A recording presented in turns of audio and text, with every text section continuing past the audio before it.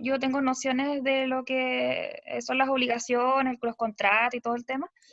Lo puse solamente como modo de ejemplo en el caso, por ejemplo, de los contratos específicamente, que es algo mucho más genérico y más fácil de poder de comprender. El tema de la bilateralidad, ¿cachai? Ahora, lo que sí tengo duda es con la correlatividad, porque... Por eso, que tengo que meterme aquí para explicarte eso. Ya. Tenemos que pasar por acá. Entonces, como tú ya cachaste acá, hay, digamos, obligaciones que van a ser unilaterales, ¿no? Y que van a nacer simplemente de un hecho voluntario de una persona, ¿ya? Entonces, desde esa perspectiva ya nos vamos a ver una correlatividad, como dices tú. ¿Por qué? Porque básicamente las relaciones unilaterales no hablan de un solo sujeto, que se va a obligar, para con otro que no adquiere tal obligación. O sea, que no adquiere una facultad para pedir eso, ¿ya? Entonces, cuando una relación es bilateral, va a ser en tal sentido así, porque suponte tú en este caso, yo te vendo mi auto, Daniela Latorre, ¿no? Al venderte el auto, ¿qué obligación nace para mí? Entregarme la cosa y yo pagar el precio de eso. Ya. Si tú incumples en el pago del precio, ¿qué va a generar? El derecho para el vendedor para exigirme el cumplimiento. Para exigirte el cumplimiento de qué. Del pago de la cosa. Ya. Ahora, si yo no te entrego la cosa, ¿qué va a generar? Viceversa. En este caso, el comprador tiene la facultad de hacer exigir que el vendedor le entregue la cosa. Y cuando tú me habías hablado del sujeto activo y el sujeto pasivo, en este caso, ambos pueden ser uno y otro, ¿te fijáis? Son correlativos. Ambos pueden ser, claro. A eso se refiere con correlatividad. Yo en algunos momentos puedo ser el sujeto activo, como también puedo ser el sujeto pasivo. En esto también incluye la figura del Estado, ¿cierto? ¿Cómo la figura del Estado? Me refiero, por ejemplo, de las obligaciones que tenemos nosotros como ciudadanos, por ejemplo, de pagar impuestos. Si yo no pago el impuesto, el Estado en este caso actúa como un ente público para poder hacerme exigir el pago de esto. Exacto. Ya. Entonces, en este caso, el Estado pudiese actuar como un ente público y a la vez privado para exigirme el cumplimiento de la norma. Es que no es público ni privado. El Estado va a actuar con imperium siempre, va a actuar dotado de imperium, va a actuar dotado de administración pública. Por ende, ahí nos encontramos cuando hablamos precisamente de lo que hablábamos con la Paula, cuando ella dijo los actos administrativos. Bueno, los actos administrativos van a ser leyes también, van a ser resoluciones, por ejemplo. No, Supongo, pero me refería como privado en el sentido de que cuando el Estado actúa como particular, ¿y cuándo el Estado va a actuar como particular? cuando en este caso te actúe como empresa, tendría siendo como particular también esas leyes, ¿Pero pues, por ¿no? qué? O sea, solamente un Eh, particular podría exigirte el pago de algo. ¿Por qué el Estado tendría que no, actuar como particular? porque tiene la facultad también de poder hacerlo. ¿Estáis segura de eso? ¿El Estado puede usar como particular siempre y cuando lo disponga? Espera un poquito, que tengo ruido.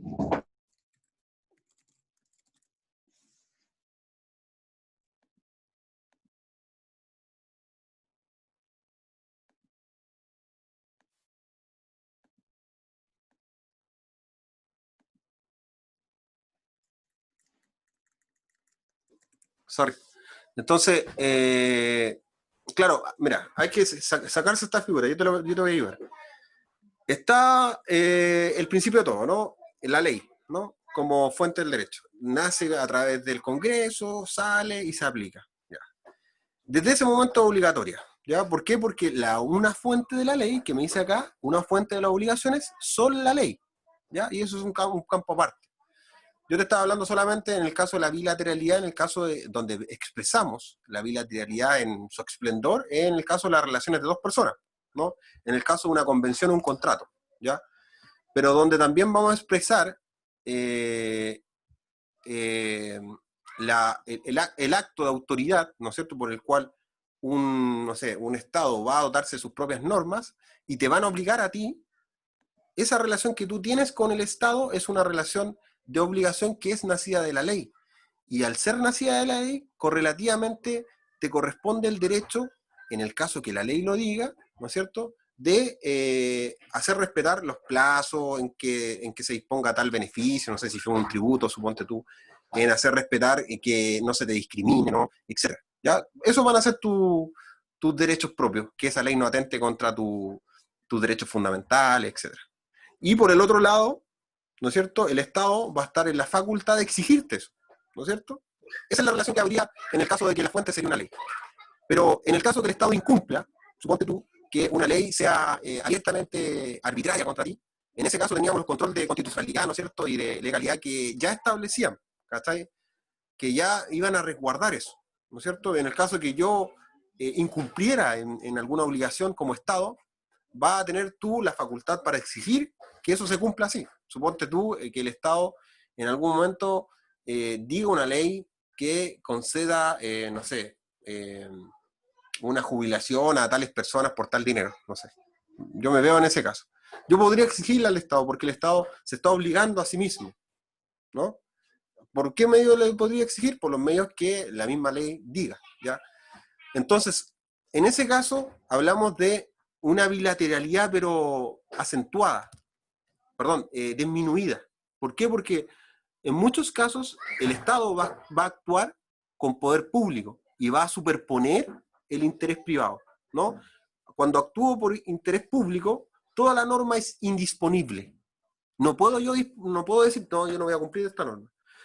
A esas normas se llaman normas de orden público, que tú las viste, ¿te acordáis? Normas de derecho público.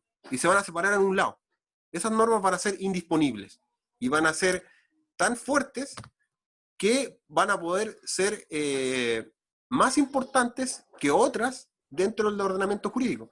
Por ejemplo, nos dice que cualquier acto de los particulares que sea contrario a la moral y a las buenas costumbres o al orden público, ¿no es cierto?, sería nulo.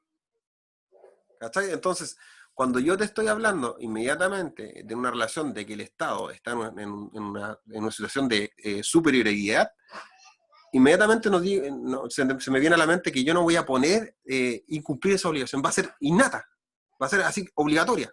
¿Por qué? Porque es una ley, obliga desde el momento que es publicada. Por ende, yo no me voy a poder desprender de eso. ¿Cachai? En ese sentido, no va a ser tan correlativo, se va a minorar. No va a ser no se va a ver en expresión las normas, la bilateralidad de la norma. ¿Por qué? Porque en muchos casos la ley va a aplicar a casos generales y va a provenir de la sola voluntad de la administración pública. En el caso específico del resguardo, ¿no es cierto?, de una convivencia pacífica, de los fines del derecho, de que es un instrumento, ¿no?, de la convivencia pacífica, de el lograr un equilibrio de justicia, de la seguridad, ¿no es cierto?, del orden, etc. ¿Cachai? Entonces, a las finales, la bilateralidad en los actos de administración, perdón, o en las disposiciones que sea por la ley, no va a ser tan bilateral el derecho, ¿ya? Se va a minorar un poco. Pero ¿dónde nosotros nos compete eso? La idea es que tú lo lleves a los contratos o convenciones, que es donde se ve la expresión máxima de bilateralidad del derecho. ¿Por qué? Porque ahí vamos a encontrar que efectivamente se ve nítido el sujeto activo y el sujeto pasivo, ¿ya?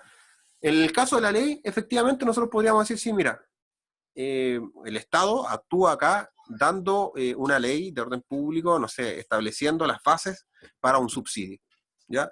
Esa norma me va, como también conceder derechos, también me va a conceder obligaciones, ¿ya? Entonces, desde ese punto de vista, la relación jurídica se va a ver estrictamente en la realidad con el servicio público, ¿no es cierto? Porque tú le vas a exigir al servicio público que cumpla con las formalidades, los plazos que estaban establecidos en la ley, ¿no es cierto?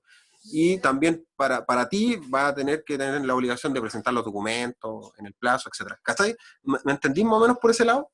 Que a las finales, cuando nacen de la ley, si bien es cierto, la ley es bilateral, ¿ya?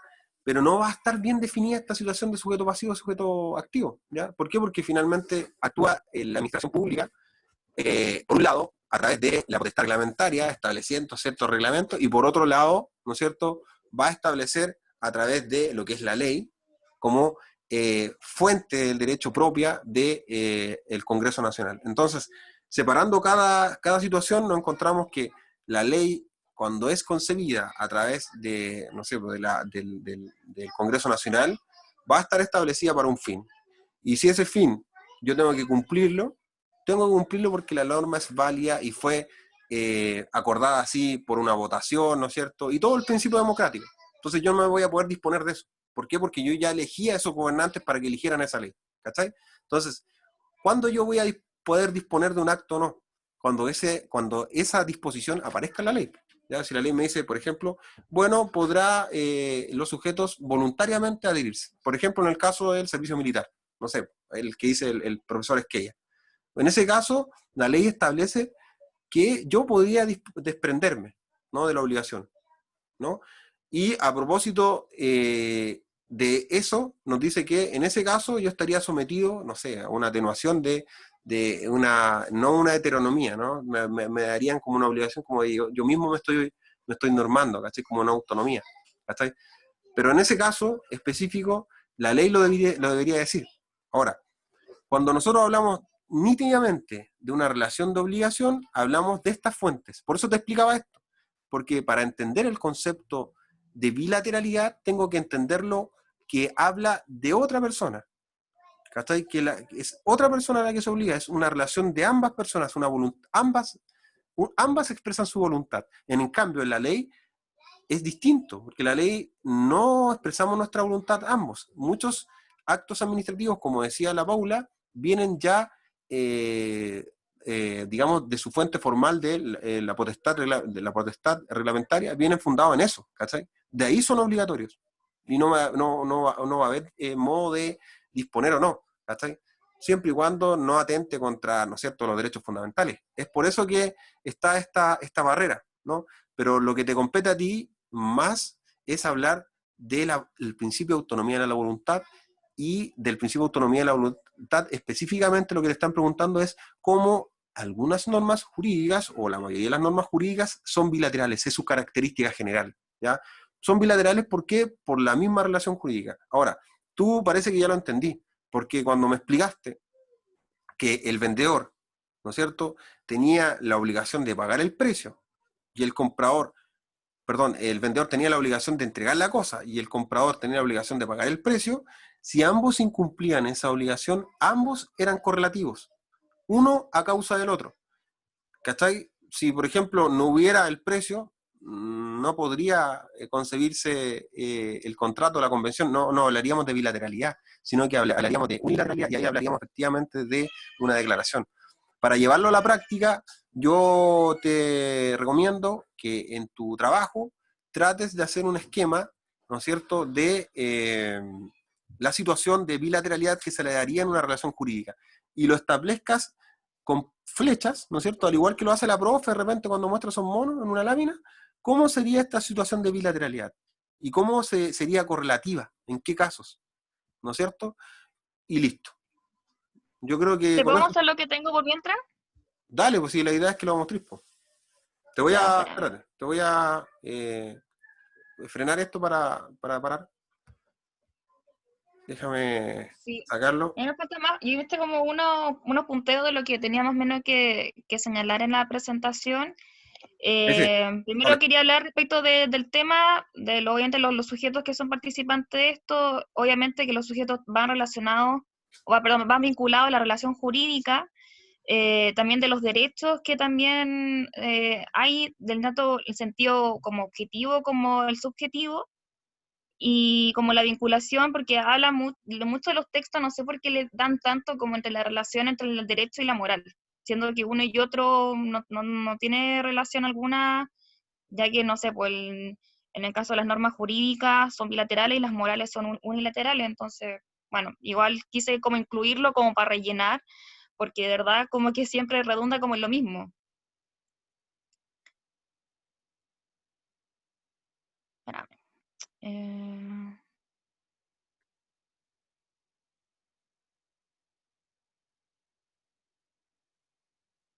ya, ¿se ve ahí?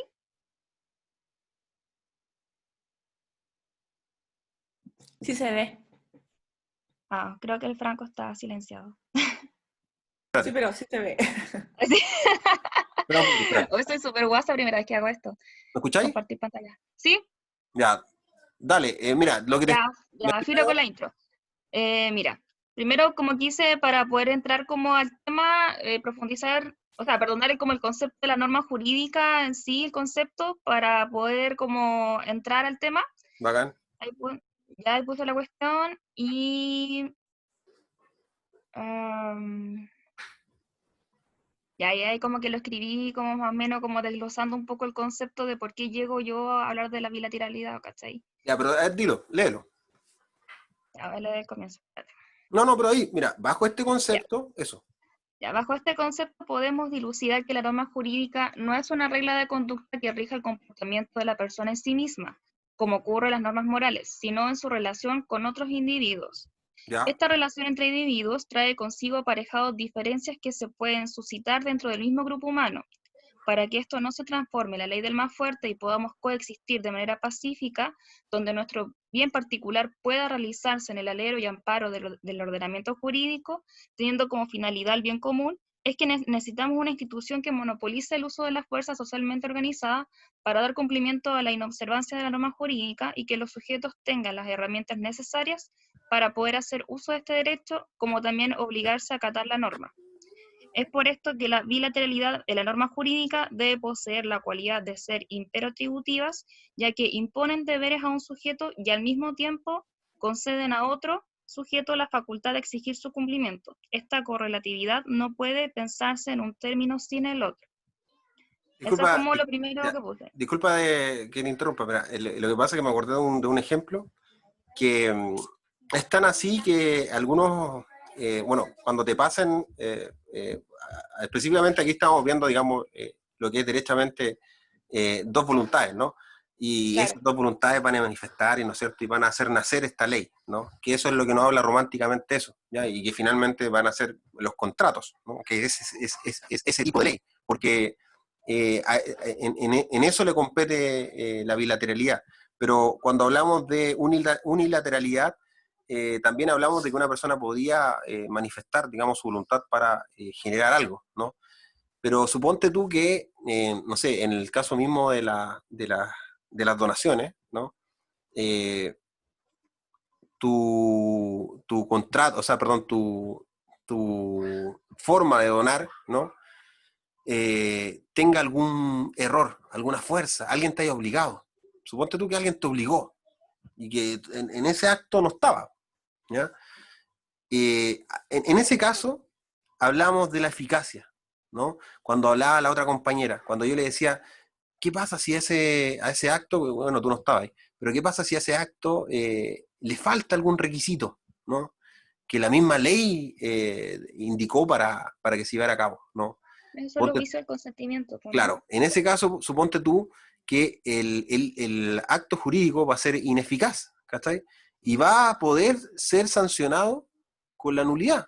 Pero también el legislador estableció la nulidad relativa como una manera de subsanar la relación. Entonces, la idea de siempre de las normas es que se aplican en el caso de que no haya acuerdo entre partes, porque todo es solucionable entre partes. De hecho, todo el Código Civil establece como norma fundamental, o como principio fundamental, perdón, el que todo se soluciona como se hizo, ¿ya? O sea, por ejemplo, si yo hice algo, bueno, tendré que solucionarlo con el acuerdo de las dos voluntades. Entonces, en tal sentido, es tan correlativo lo que dices tú, que en la teoría de la causalidad, o de la causa, porque todo contrato o todo acto también tendría que tener una causa, ¿no? Establecen la causa directa o inmediata la obligación de la otra persona. Es tal así que yo, por ejemplo, podría decir que yo el contrato compraventa no debería indicar mi causa última, ¿no? Por ejemplo, el hacerme, no sé, un poco más millonario con el patrimonio que me va a ingresar, ¿ya? Esa sería mi causa próxima. O quizás comprarme, no sé, otro auto, ¿no? Sino que simplemente establecer que la causa va a ser la obligación de la otra persona. O sea, que la otra persona manifestó su voluntad de no obligarse y yo también, y listo, esa sería la causa. ¿Cachai? Entonces, por eso es tan correlativa. Solamente agregarte eso, ¿cachai? Quizás podáis ponerle ahí un poquito, pero en realidad va a ser como un poco más, pero en realidad es como para que entendáis que esta correlatividad, como decís tú, que no la entendí, también está establecida no solamente en el sentido de que la obligación nazca y conjuntamente nazca la otra, y si una se incumple, la otra se puede obligar, etc. Sino que también nace en el punto de vista de cuál es su causa, ¿cachai? Solamente para observación. Dale. Ya, pero es que me faltó complementar acá en la atributiva, me faltó una palabra. Ya. Ay, ayúdame a rellenar esto, que falta una palabra. ¿Dónde? Pero que le puse ahí, ¿qué significa que sea imperio atributiva? Ya, la imperatividad obliga, bueno, le falta una coma. Es decir, no expresa consejos o meras recomendaciones. Y la atributiva faculta a los sujetos, y falta poner como una palabra ahí. También alcanza exclusivamente al propio legislador. Ya. Sí, y también alcanza inclusive el propio legislador. Lo que pasa es que, Le ¿por puse qué? facultad de Porque qué. claro, porque ambas son ambas caras, porque las normas generalmente tienen la finalidad de regular la conducta de las personas. Al tener la capacidad de ser ordenadoras de la conducta, van a ser imperativas de per se, ¿no? No van a contener recomendaciones como si yo entiendo. ¿Ya? El tema de atributiva es porque conjuntamente con obligar a alguien, también va a atribuir otro derecho a otra persona, ¿no? Va a atribuir también un derecho para pedir lo que también se obligó. Po. O sea, suponte tú que obligamos a alguien, pero no atribuimos a nadie la facultad de pedir el cumplimiento. En el caso del Estado, es atribuida en el sentido de que el mismo Estado va a monopolizar la fuerza y también va a poder obligarte a cumplir la norma. ¿Cachai? En ese sentido, por eso se es atributiva también, en el caso, como decís tú, el legislador. Pero lo importante es entender que conjuntamente las normas, con ordenar la conducta, también van a atribuir, ¿no es cierto?, un derecho para que otra persona que esté dentro de la relación jurídica pueda exigirte eso. ¿Cachai?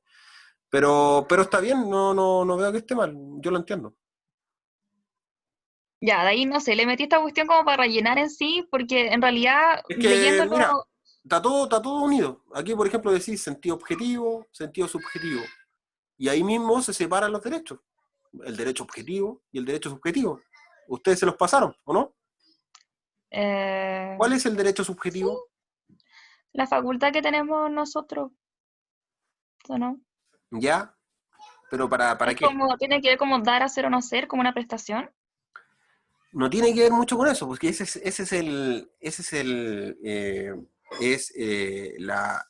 Como el objeto de la el relación objeto jurídica. el objeto de la obligación, ¿cachai? Porque finalmente, si tú me decís dar, hacer o no hacer, básicamente es la prestación, ¿ya? Cuando tú, cuando tú pagas una deuda, lo que haces es cumplir con la prestación. Básicamente es, en el caso que te obligaras a transferir el dominio u otro derecho real sobre algo, lo estarías haciendo con la entrega, ¿no? En el caso de los romanos lo hacían a través de la tradición, ¿no? Como la entrega solemne. Pero en el caso que tú tuvieras obligado a hacer algo, no sé, a hacer una obra, ¿cómo el sujeto puede obligarte a hacer la obra?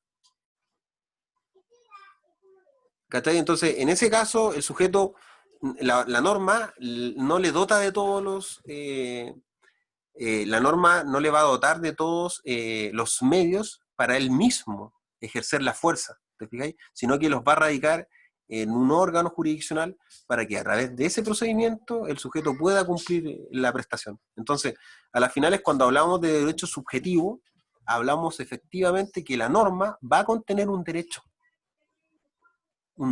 que va a incluirlo en el patrimonio del sujeto, cuando se den los supuestos en la norma. Suponte tú que yo adquiero el derecho o adquiero el derecho subjetivo por el cual el derecho, el ordenamiento jurídico completo, el derecho objetivo, me va a autorizar a mí a realizar un acto. ¿Cachai? Por ejemplo, en el embargo. Suponte tú que toman los bienes de la persona. ¿Cachai? En ese caso, tomaron los bienes de la persona porque el sentido objetivo o porque el derecho objetivo así lo dispuso. ¿Cachai? Entonces, el derecho subjetivo va a estar necesariamente ligado al objetivo en cuanto a que tenga o no autorización el sujeto normativo para actuar. ¿Cachai? O para no hacer lícitamente algo. Entonces, de esa perspectiva hablamos del sentido objetivo y no es azaroso que lo pongas ahí. Es específicamente correcto. Entonces la idea es que para ir entendiendo esto, no solamente leas, sino que entiendas. Ándate más lento nomás. No te vayas tan rápido, porque Si en algún momento te piden explicar eso, la idea es que tengáis las herramientas. Trata de hacerlo lento y de esa forma. ¿Ya? Luego pasáis al sujeto activo-pasivo, como decís tú ahí. Claro, claridad con la distinción. Bueno, en realidad como tenía pensado hacerlo como más estructurado, pero ya por el tiempo y ahora en realidad como que no lo quería hacer, porque si lo miramos como de abajo para arriba, en realidad tendría que surgir como de la relación jurídica, los sujetos que están en esa relación, como ejemplos que se dan sobre eso, Es que, mira, y ahí como... mi idea apunta, yo encuentro perfecto lo que estáis haciendo. De hecho, la idea es, la parte de arriba, el grueso es hacer lo que estáis haciendo, explicar de dónde provienen todas estas facultades, porque son correlativas, ¿cachai? ¿Por qué la ley establece obligaciones y conjuntamente va a establecer facultades para algunos sujetos, ¿cachai? Entonces, entendiéndolo desde esa forma, luego explicamos una relación jurídica, ¿cachai? Al final yo me adentraría a generar un monito donde se pone arriba, ¿no es cierto? No sé, aquí en esta parte de arriba, un deber, o no sé, una relación jurídica en general, ¿cachai? Y ahí Ahí tengo tú, bonito. claro, algo así, pero más, más al detalle, ¿ya? Ahí tendría que, por ejemplo, el derecho del vendedor, exigir el pago. ¿Ese es un derecho que lo tiene o qué onda? ¿Se obligó para él? ¿Quién se lo dio? Lo que pasa es que supuestamente lo hice desde acá. ¿Y quién se Es lo que hice un dio? paralelo entre las normas de conducta, las que están acá, las que te había dicho como en un comienzo, y ahí las desglosé y le puse como un ejemplo porque son como cortitos, y en el ejemplo de la norma jurídica le puse el de la compraventa. Ahí que el vendedor tiene el derecho de exigir el precio y la obligación de entregar la cosa, y el comprador por su parte tiene el derecho de reclamar la entrega de la cosa y el deber de pagar el precio. Si cualquiera de los dos incumple alguna obligación, están amparados bajo el derecho para exigir el cumplimiento de esto. Ahí le puse Ya. un monito. Ese monito como que lo pegaste en algún lado, ¿no? Es de un libro. Ya. Pero hace algo tú, para que tú lo entiendas. No sé si me captáis el consejo. La Sí, idea es sí, que no. tú te des la paja en PowerPoint de escribir una acá, otra acá, para que lo entendáis, porque uno haciendo las cosas vaya a entenderlo al toque. Entonces la idea es que vaya apuntado a ese lado. Yo te doy como ese consejo. Yo me entraría a generar un caso pequeñito, ¿cachai? Un caso pequeño, así, no sé, de los que te digo yo, no sé, yo le vendo a cualquier persona, ahí le ponía, ¿cachai? Y con la compraventa, que es el ejemplo más básico. Yo encuentro que está bien por ese lado, ¿no? ¿Te parece? Sí, sí, Vale, y sí. lo demás yo lo veo bien. Como te dije, la idea de la bilateralidad en las normas, de hablar de otra persona, siempre va a indicar que va a regular la conducta de otras personas, va a regular la conducta de las personas que ya están dentro de la sociedad, estableciendo, ¿no es cierto?, las bases de un comportamiento humano pacífico, de un comportamiento que persiga los fines del derecho, y contraviniendo, por el contrario, aquel comportamiento, el derecho se va a facultar, en el caso de que sea una relación jurídica como proveniente de un acto jurídico, al sujeto activo para pedir el cumplimiento y restablecer el orden del derecho, ¿cachai? Así, por el contrario, cuando una norma, ¿no es cierto?, no establezca aquella facultad, la va a establecer, ¿no es cierto?, aquellas normas que sirven de base supletoria. En el caso del Código Civil, se va a establecer como una norma supletoria, ¿no es cierto?, que va a regular todos los casos, ya sea los casos del medio ambiente, como decía la Paula, ya sea los casos en que no hay una norma especial definida, por ejemplo, en las normas de la minería sí hay normas especiales, etc. Cada vez que no encontremos una norma especial, va a aplicar el criterio de supletoriedad en caso del Código Civil. Entonces, el legislador va a tener esa finalidad siempre, regular la conducta de las personas a través de normas que van a establecer derechos y obligaciones entre unas y otras.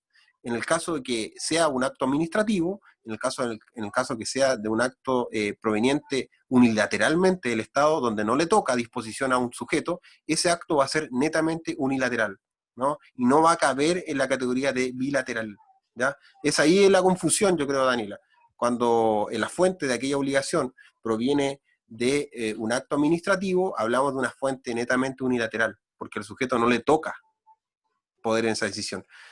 Por el contrario, cuando hablamos de la ley en general, en su sentido más amplio, nos encontramos con el ordenamiento jurídico completo. ¿no? Y al encontrarnos con el ordenamiento jurídico completo, nos encontramos que hay diferentes fuentes formales. Dentro de ella, la más importante es la ley, ¿no? Y la ley es una expresión de la voluntad soberana que manifestada conforme a la Constitución manda, prohíbe, permite, ¿no? Entonces, manifestada de la forma que la Constitución ordena y una expresión de la voluntad soberana, se entiende que ambos estamos de acuerdo en que esa norma nos gobierne, ¿no? Y nos obligue, ¿no? Por ende, ya nuestra disposición, nuestra soberanía, ¿no? Nuestra forma de autorregularnos, la cedemos. ¿En qué? En pos del bien común, ¿no? Porque al final yo digo, ya sabéis que no puedo normarme yo solo, en pos del bien común voy a ceder esta libertad para que otro la norme y regule mi conducta, caso en el cual sería totalmente contraproducente que nosotros reguláramos nuestra propia conducta, porque cabría un caso como el que decías tú de el lobo del hombre, ¿no? Como lo que decía Hobbes, etcétera, el Leviatán y todas esas cosas, ¿no?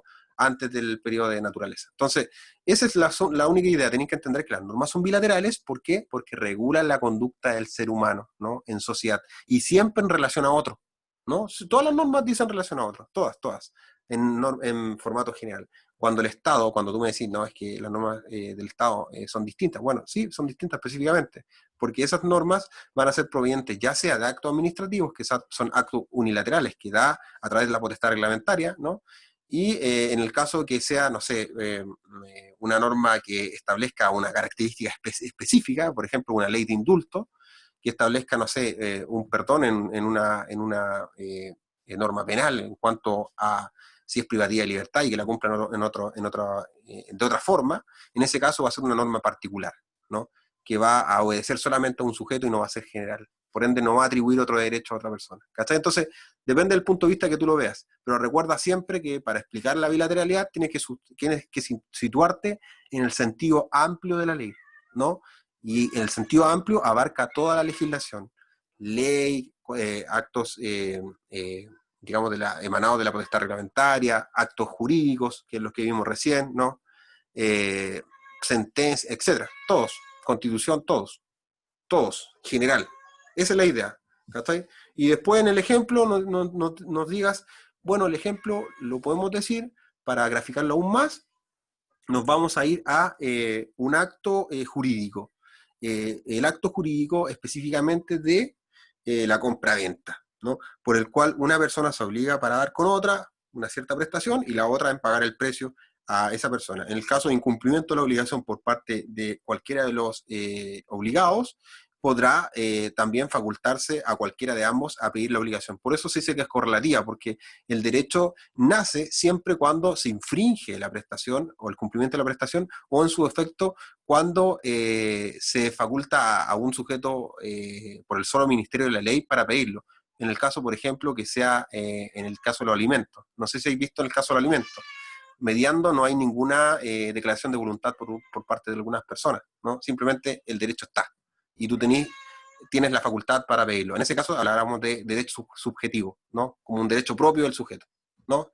Que es un medio establecido por la ley. Entonces la idea es que lo veas desde el punto amplio. ¿Te sirvió, Daniela?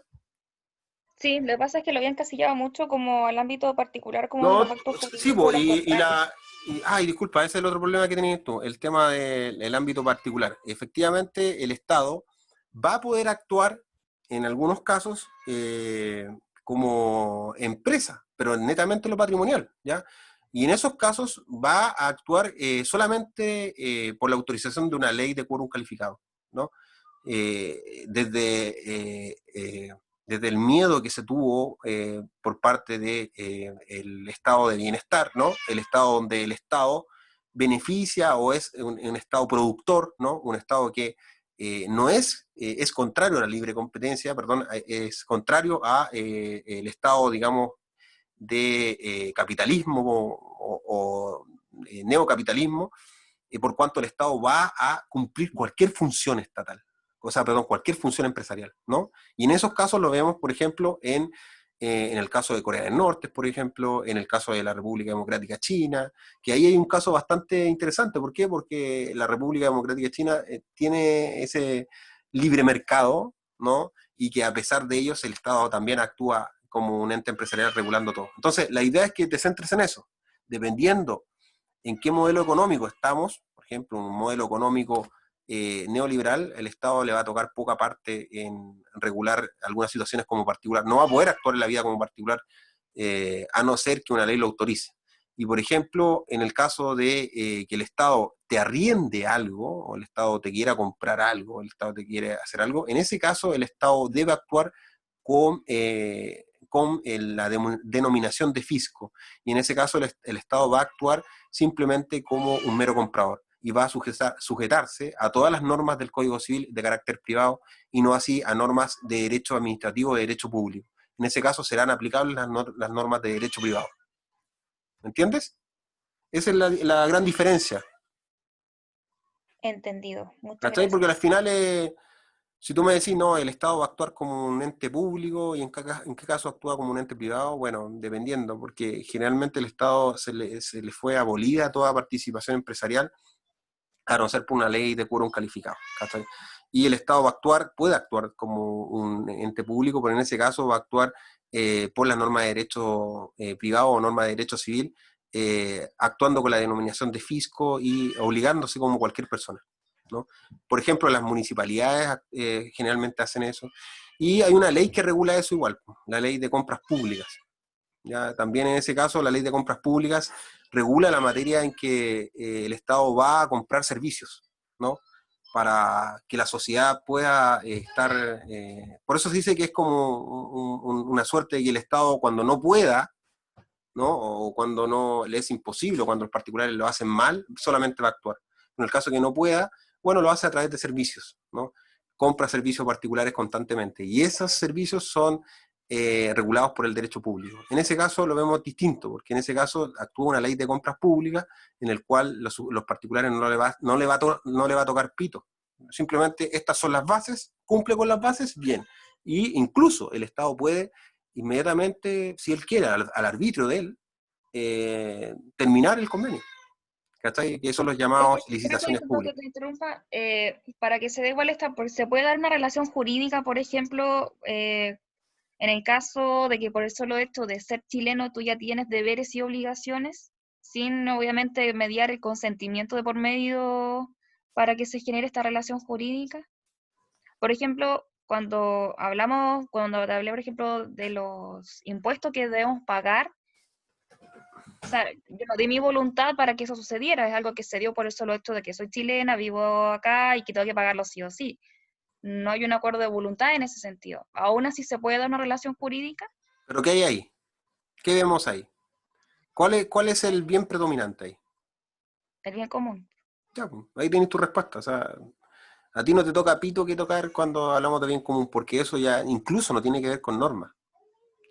Ahí tenéis que, no sé, pues pégate una ley ahí a Rousseau con el contrato social, y te das cuenta que en algún momento nosotros mismos cedimos nuestra libertad en pos de generar una sana convivencia, o este ente que creamos, que el Estado, que actualmente, a propósito de eso, el Estado ya es completamente ineficaz con todas las realidades que tenemos. Te doy el ejemplo del pueblo mapuche, los pueblos aborígenes, los pueblos autóctonos de Chile, no tienen reconocimiento. Y por ende, tienen que sujetarse a las normas que están en todo el territorio, a pesar de que ellos no les tocó pito que tocar y que sus culturas son distintas. Ellos no tienen nacen obligados acá, pues es como que son chilenos, no son de otra forma. Entonces, es interesante esa perspectiva de lo que tú dices, pero siempre y cuando entendiendo que les va a tocar, no sé, parte de obligación en cuanto a este atributo de la personalidad que analizaban con la profesora Valeria, que es la nacionalidad. ¿Cómo se define la nacionalidad? Se va ¿Te a acuerdas tú? cortar. Como un vínculo Eh, jurídico que une a una Vínculo persona con un jurídico que tenemos Estado. una persona con un territorio. ¿Cachai? Entonces, en tal sentido, aquel vínculo jurídico ya existe, ¿no? Y se da solamente por el hecho